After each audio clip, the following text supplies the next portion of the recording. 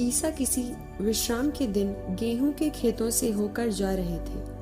उनके शिष्यों को भूख लगी और वे बालें तोड़ तोड़ कर खाने लगे। ये देखकर फरीसियों ने ईसा से कहा, देखिए, जो काम विश्राम के दिन मना है, आपके शिष्य वही कर रहे हैं। ईसा ने उनसे कहा, क्या तुम लोगों ने ये नहीं पढ़ा कि जब दाऊद और उनके साथियों को भूख लगी तो दाऊद ने क्या किया था? उन्होंने ईश मंदिर में जाकर भेंट की रोटियां खाईं। याजकों को छोड़ न तो उनको उन्हें खाने की आज्ञा थी और न उनके साथियों को। अथवा क्या तुम लोगों ने संहिता में ये नहीं पढ़ा कि याजक विश्राम के दिन का नियम तोड़ते तो हैं पर दोषी नहीं होते? मैं तुमसे कहता हूँ, यहाँ वो है जो मंदिर से भी महान है। मैं बलिदान नहीं बल्कि दया चाहता हूँ। यदि तुम लोगों ने इसका अर्थ समझ लिया होता तो निर्दोषों को दोषी नहीं ठहराया होता, क्योंकि मानव पुत्र विश्राम के दिन का स्वामी है। वहां से आगे बढ़ने पर ईसा उनके सभागृह गए। वहां एक मनुष्य था जिसका हाथ सूख गया था। ईसा पर दोष लगाने के लिए लोगों ने उनसे ये पूछा, क्या विश्राम के दिन चंगा करने की आज्ञा है?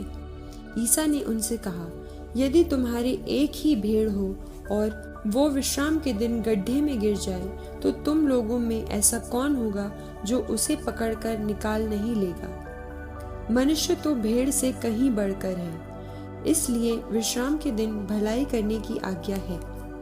तब उन्होंने उस मनुष्य से कहा, अपना हाथ बढ़ाओ। उसने अपना हाथ बढ़ाया और वो दूसरे हाथ की तरह अच्छा हो गया। इस पर फरीसियों ने बाहर निकलकर ईसा के विरुद्ध ये परामर्श किया कि हम किस तरह उनका सर्वनाश करें। ईसा ये जानकर वहां से चले गए।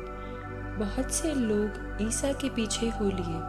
वे सबको चंगा करते थे, किंतु साथ साथ ये चेतावनी देते थे कि तुम लोग मेरा नाम नहीं फैलाओ। इस प्रकार नबी ईसायाह का ये कथन पूरा हुआ, ये मेरा सेवक है, इसे मैंने चुना है, मेरा परम प्रिय है, मैं इस पर अति प्रसन्न हूँ। मैं इसे अपना आत्मा प्रदान करूँगा और ये गैर यहूदियों में सच्चे धर्म का प्रचार करेगा। ये न तो विवाद करेगा और न चिल्लाएगा और न बाजारों में कोई इसकी आवाज सुनेगा। ये न तो कुचला हुआ सरकंडा ही तोड़ेगा और न धुआंती हुई बत्ती ही बुझाएगा, जब तक वो सच्चे धर्म को विजय तक न ले जाए।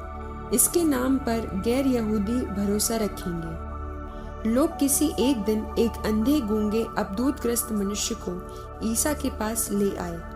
ईसा ने उसे चंगा किया और वो बोलने और देखने लगा। सब लोग अचंभे में पड़कर ये कहते रहे, कहीं यही तो दाऊद का पुत्र नहीं है? ये सुनकर फरीसियों ने कहा, ये नरकदूतों के नायक बेलजेबुल की सहायता से नरकदूतों को निकालता है।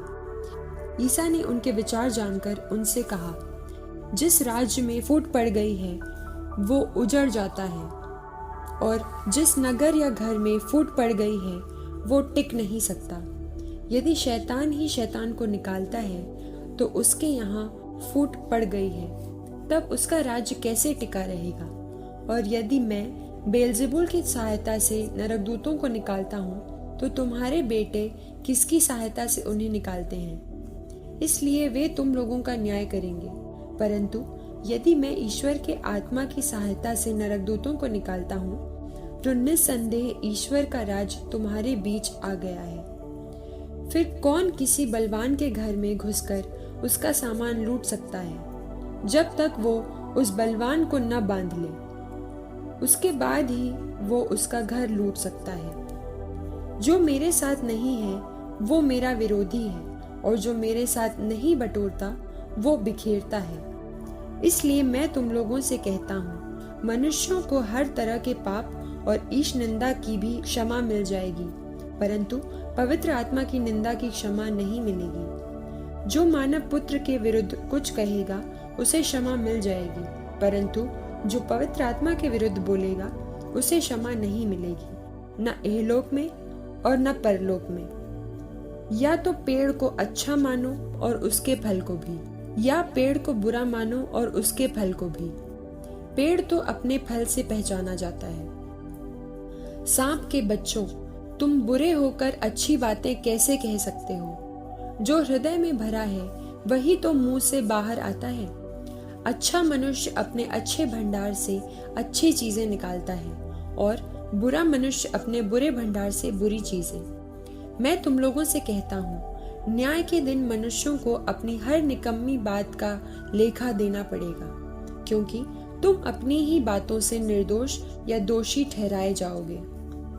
उस समय कुछ शास्त्री और फरीसी ईसा से बोले, गुरुवर, हम आपके द्वारा प्रस्तुत कोई चिन्ह देखना चाहते हैं। ईसा ने उन्हें उत्तर दिया, ये दुष्ट और विधर्मी पीढ़ी एक चिन्ह मांगती है, परंतु नबी योनस के चिन्ह को छोड़कर इसे और कोई चिन्ह नहीं दिया जाएगा। जिस प्रकार योनस 3 दिन और 3 रात मत्स्य के पेट में रहा, उसी प्रकार मानव पुत्र भी 3 दिन और 3 रात पृथ्वी के गर्भ में रहेगा। न्याय के दिन निनिवे के लोग इस पीढ़ी के साथ जी उठेंगे और इसे दोषी ठहराएंगे, क्योंकि उन्होंने योनस का उपदेश सुनकर पश्चाताप किया था, और देखो, यहाँ वो है जो योनस से भी महान है। न्याय के दिन दक्षिण की रानी इस पीढ़ी के साथ जी उठेगी और इसे दोषी ठहराएगी, क्योंकि वो सुलेमान की प्रज्ञा सुनने के लिए पृथ्वी की सीमांतों से आई थी, और देखो, यहाँ वो है जो सुलेमान से भी महान है। जब अशुद्ध आत्मा किसी मनुष्य से निकलता है तो वो विश्राम की खोज में निर्जल स्थानों में भटकता फिरता है, किंतु उसे विश्राम नहीं मिलता। तब वो कहता है, जहां से निकला हूँ अपने उसी घर वापस जाऊंगा। लौटने पर वो उस घर को खाली, झाड़ा बुहारा और सजाया हुआ पाता है। तब वो जाकर अपने से भी बुरे 7 आत्माओं को ले आता है, और वे उस घर में घुसकर वहीं बस जाते हैं। इस तरह उस मनुष्य की ये पिछली दशा पहली से भी बुरी हो जाती है। यही दशा इस दुष्ट पीढ़ी की भी होगी। ईसा लोगों को उपदेश दे रहे थे कि उनकी माता और भाई आए। वे घर के बाहर थे और उनसे मिलना चाहते थे। किसी ने ईसा से कहा, देखिए, आपकी माता और आपके भाई बाहर हैं, वे आपसे मिलना चाहते हैं। ईसा ने उससे कहा, कौन है मेरी माता, कौन है मेरे भाई? और हाथ से अपने शिष्यों की ओर संकेत करते हुए उन्होंने कहा, देखो, ये है मेरी माता और मेरे भाई, क्योंकि जो मेरे स्वर्गिक पिता की इच्छा पूरी करता है वही है मेरा भाई, मेरी बहन और मेरी माता।